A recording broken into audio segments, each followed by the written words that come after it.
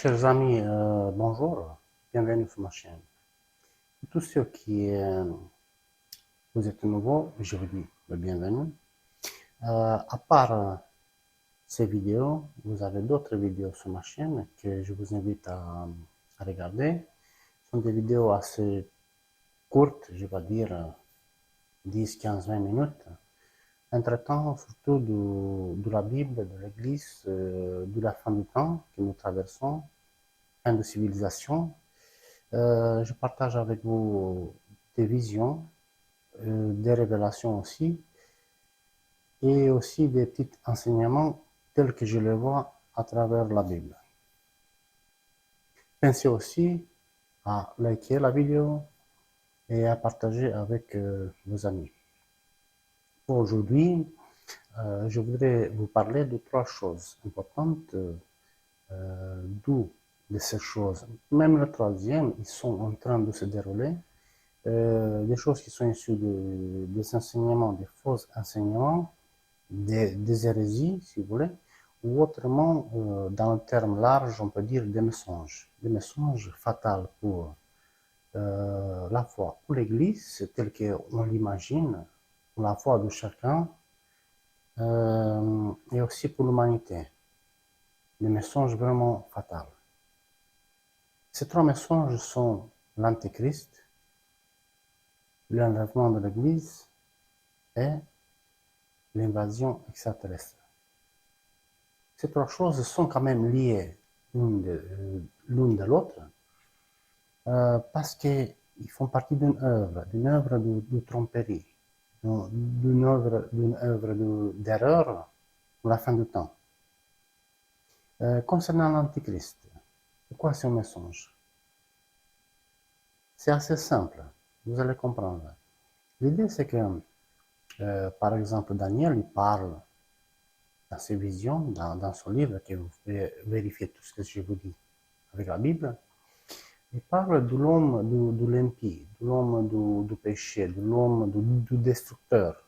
C'est un homme masculin, c'est un homme. Ouais. C'est tout à fait compréhensible. Et par la suite, les épîtres, les apôtres surtout, parce que ce sont eux qui ont écrit les épîtres, ils parlent les premiers disciples, on va dire, de Jésus, ceux qui ont vécu avec lui. Voilà. Ils parlent de l'Antéchrist.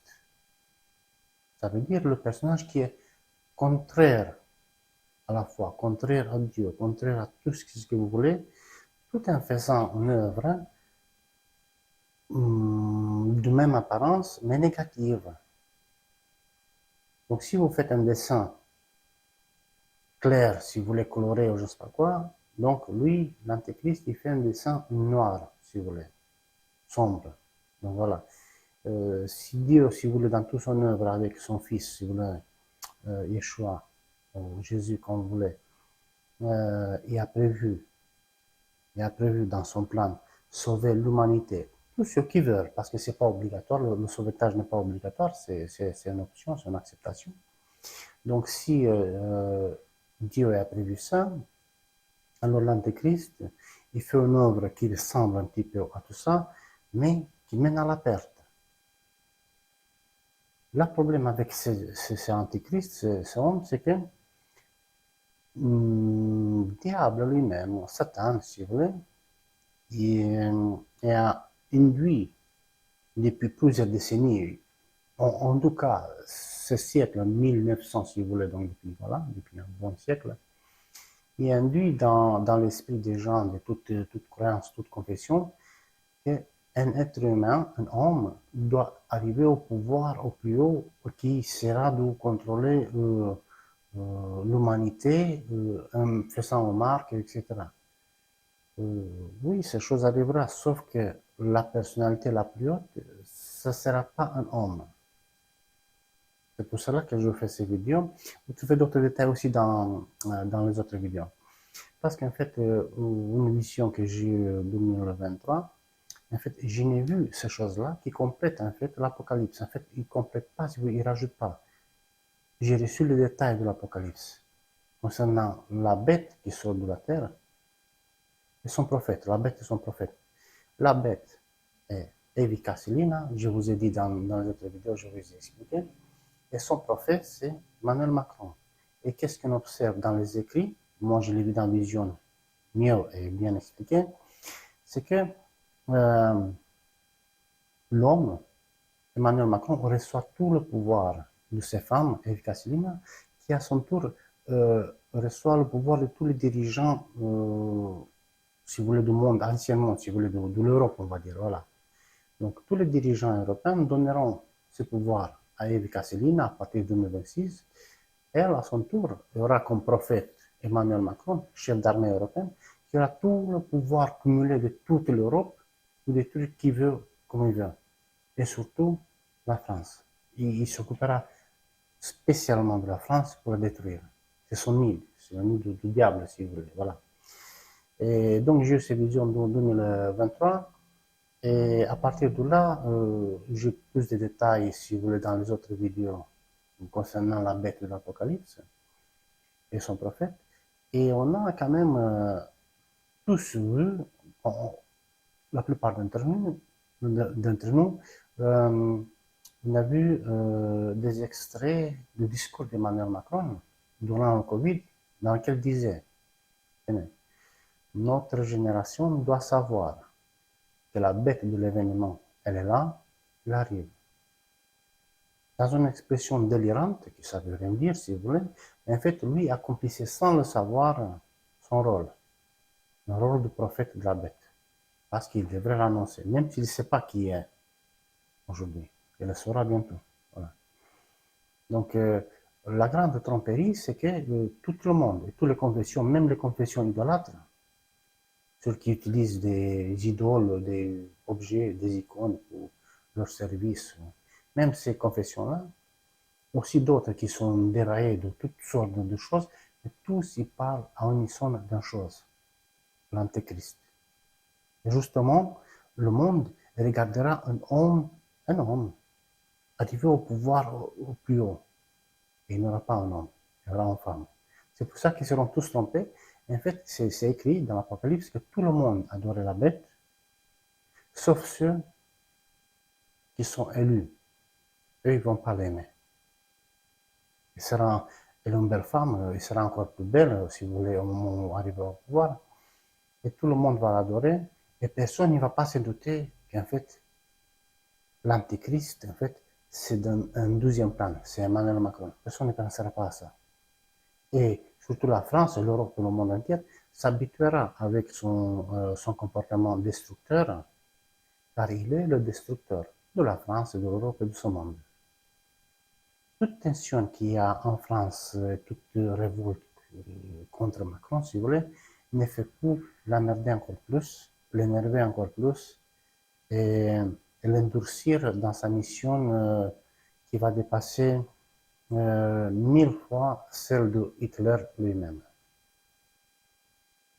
Pourquoi je parle dans mes vidéos? Si vous avez le temps aussi, revoir la première vidéo la plus longue qui dure 2 heures, dans laquelle je parle généralement de toutes ces choses qui arrivent. Alors, donc c'est la première chose, la première tromperie, si vous voulez. Satan lui-même induit aux gens, de tous gens, attendez un homme. Faites pas attention à la femme. Non, non, non, la femme, non, c'est rien. Vous la faites glisser plus doucement, pour qu'elle soit acceptée. Parce que si quelqu'un dirait attention à la femme, c'est une femme qui arrive, tout le monde va dire non, elle est belle, mais c'est la bête, il ne faut pas accepter. Non. Donc en fait, le diable détourne l'attention de la réalité qui va se passer, en fait, détourne son attention vers un hypothétique homme. Parce que les écrits, disons, comme je disais, Daniel et Pacou, et aussi les apôtres, ils parlaient du destructeur, ils parlaient en fait de Emmanuel Macron. Car c'est lui qui détruit, c'est sa main qui détruit. Il reçoit l'autorité et le pouvoir, et c'est lui qui détruit. Donc, tous, depuis maintenant, 2000 ans, plus de 2000 ans, 2500 ans en plus, tous, ils décrivent Emmanuel Macron. Sauf qu'il ne sera pas le plus haut, il sera le deuxième. C'est la femme qui lui donne le pouvoir, c'est Evi Casselina. Donc ça, c'est la première tromperie, si vous voulez. Donc attention à ça. Déjà. Ensuite, ça sera l'enlèvement. Ça vous semblerait quand même assez étrange que je dise qu'en fait, le diable lui-même promouve l'enlèvement de l'Église. Et vous allez dire, non, mais c'est pas possible. C'est pas le diable qui fait ça. Si. C'est le diable lui-même qui induit une erreur. Toute confession néo-protestant, on va dire non, évangélique, messianique, et induit une erreur tous les évangélistes évangéliques messianiques, disant l'enlèvement de l'Église, bientôt, bientôt, avant la tribulation. L'enlèvement, il n'aura pas lieu. Il n'y a pas d'enlèvement. Pourquoi? Parce que si vous lisez Thessaloniciens, le verset de Thessaloniciens, vous voyez que l'introduction de ces détails, en fait, du changement, de enlèvement de l'Église supposée des survivants, si vous voulez, l'introduction est précédée par une chose. Chers frères, concernant l'arrivée du Seigneur, ou le retour du Seigneur, comme vous voulez, et notre rassemblement, nous ne voulons pas que vous soyez en méconnaissance, on va dire, car comme on vous a déjà dit, selon les paroles du Seigneur, c'est ça qu'il faut retenir, comment ça va se passer. Et les paroles du Seigneur sont quoi? Sont celles qui étaient écrites dans les évangiles. Et dans les évangiles, qu'est-ce qui se passe alors? Ben, Jésus est questionné, en se trouvant sur le mont d'Olivier, sur la fin du temps, les signes de la fin du temps et de son arrivée, de son retour. Il parle de persécution, que les croyants qui sont chassés de l'Église, ils seront foutus dehors, battus, humiliés, etc. Ils seront des dissidents, ils seront considérés comme tarés, etc. Voilà, contre la foi, mais en fait, ils auront raison. Ils seront battus, ils seront emprisonnés et tués pour le témoignage, pour son nom, à lui, à Jésus. Le ciel sera couvert, etc. Il parle de guerre, de famine et tout ça, de tremblement de terre. Le ciel couvert, les étoiles qui tombent. Ça aussi, vous trouvez la vidéo détail de ces étoiles qui tombent. Ils disent aussi que ceux qui tiendront jusqu'à la fin seront délivrés. Mais pas enlevés, délivrés à la fin. Et ça continue. Les expressions, regardez dans les 4 évangiles, c'est pareil. Ça continue. Ensuite, un cri retentira, c'est un cri du réveil, un ange avec un chauffard, etc., l'arrivée du Seigneur, les morts qui ressuscitent. Ouais, ça parle de ça dans les évangiles. Alors, le Thessaloniciens reprend la même chose et ils disent juste ces passages-là, qu'à toute dernière trompette, comme c'est que dans les évangiles, les morts ressusciteront, le Messie arrive et les survivants, ils sont enlevés dans les airs jusqu'au nuage pour rejoindre dans le nuage, pour rejoindre Messie et ils habiteront, si vous voulez, donc ils demeureront pour toujours avec lui. C'est ce que je vous suggère ici. Pensez aux actions des apôtres où Paul, on décrit l'enlèvement de Paul comme lui, disons, son corps, disons, il perd connaissance, il est arraché de son corps, il rejoint Messie, il voit, il comprend qu'est-ce qui se passe, hein? Tandis que ses compagnons, ils ramassent son corps, si vous voulez, quasiment sans vie, en pensant qu'il est mort. Donc, Paul aussi était enlevé dans le 3e ciel. Donc, ça veut dire dans les airs, un nuage, dans le ciel, donc bien plus haut, mais son corps n'a pas bougé de la terre. Et il est resté oui aussi, bien sûr, connecté pour toujours avec Messie. Parce qu'après, il est décédé, bien sûr, il a fait ce qu'il avait à faire sur terre. Après, il est mort, si vous voulez, mais il est toujours connecté avec Messie. Et donc, du retour, il sera ressuscité, etc. Mais donc, lui, une fois connecté, il reste pour toujours avec Messie. C'est ce qui s'arrivera avec les survivants. Les gens disent, non, mais ils enlèvent un nuage, ils parlent avec Jésus. Non. Pourquoi? parce qu'on va jusqu'à l'Apocalypse, ils disent, ensuite, vers la fin de l'Apocalypse, vous verrez, ensuite, les morts en Christ sont ressuscités et ils ont régné avec Messie 1000 ans. Ça veut dire que le moment où les morts ressuscitent, ça commence le millénaire. Donc les morts ressuscitent, Jésus arrive, il rejoint tous, il se connecte avec tous, avec les morts, avec les vivants, etc. Les morts, ils seront comme des gouverneurs, on va dire, dans le monde qui vient. Et donc, du coup, Jésus ne peut plus partir nulle part, puisque c'est les millénaires qui commencent. Et les gouverneurs, ils sont là, les gouverneurs, les défunts qui ressuscitent. Donc, il faut comprendre que Jésus ne peut plus partir nulle part. Donc, c'est pour cela qu'on sait que, grâce à l'Apocalypse, que les morts ressuscitent exprès pour régner avec Jésus 1000 ans. Thessaloniciens disparaît, que les morts ressuscitent, que les autres sont bien évidemment changés et rejoignent Messie, etc. En fait, c'est le millénium qui commence. Conclusion, pour cette deuxième hérésie, si vous voulez, c'est que il n'y a pas d'enlèvement physique, charnel, biologique de l'Église ou d'un groupe quelconque de croyants. Jésus ne va pas avec eux nulle part pour revenir. Ce n'est pas écrit nulle part, donc si ce n'est pas écrit, il ne va pas se produire. En plus, les choses écrites, telles qu'elles sont écrites, sont comme ça. Mieux prendre tout à la lettre, parce que jusqu'à l'Apocalypse, on nous dit à la fin de l'Apocalypse la même chose.